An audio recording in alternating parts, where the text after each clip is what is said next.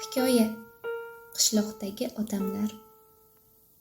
Har yerni o'z hidi, o'z nafasi, o'z qadriyatlari bo'ladi. Azaldan odamlar shahar va qishloq hayotini solishtiradi.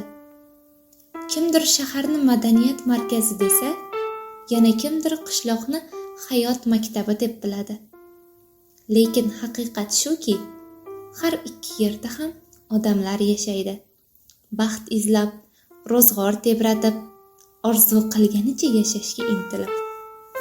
Bu hikoya olisidagi Alixon qishlog'ida yashayotgan oddiy odamlar, ularning orzulari, g'ami va baxti haqida. Alixon qishlog'i. Toqqa tutash bu qishloq, havosi toza, odamlari samimiy. Har tongda har kimning o'z yumushi bor. Tohir aka velosipedda bog' tomon ketadi. Shermat aka har kuni buzilib qoladigan, ammo sodiqlik bilan xizmat qilayotgan Moskvichini tuzatadi. Yana kimdir ishga, o'qishga shoshadi. Bu yerda har kimning bir hunari bor. Duradgori bor, rassomi bor, kuychi va pazandasi ham bor. Oddiy, ammo qadrli hayot oqmoqda bu yerda.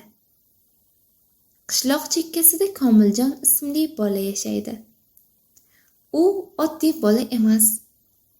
Oyoqlari yurmasa-da, aqli charxday, qo'li mohir. Rasm chizadi, jonli suratday. Televizor, magnitofon, hatto telefonlarni ham tuzata oladi.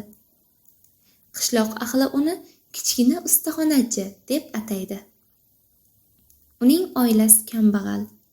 Otasi harbiy bo'lgan, xizmat vaqtida halok bo'lgan. Onasi Halima opa butun hayotni yelkasida ko'targan ayol. O'zi yemay yediradi, o'zi kiymay kiydiradi. U har kuni dalaga chiqadi. Kechqurun pishiriq maktab oshxonasiga topshiradi. Halima opa atigi 30 yoshda. Ammo mehnat va g'am uni go'yoki 60 yoshdagi ayolga aylantirgan. Komiljonning ukasi Behruz esa boshqa fe'l-atvorda. Sho'x, qaysar, onasining gapiga quloq solmaydigan. Maktabda muammolari ko'p bo'la. U ko'chada futbol o'ynaydi, kanalda cho'miladi, mahallada janjal qiladi. Halima opa har kecha unga nasihat qiladi, lekin foydasi bo'lmaydi. Komiljon har kuni ukasiga shunday deydi: "Ukajon, onamiz qiynalyapti.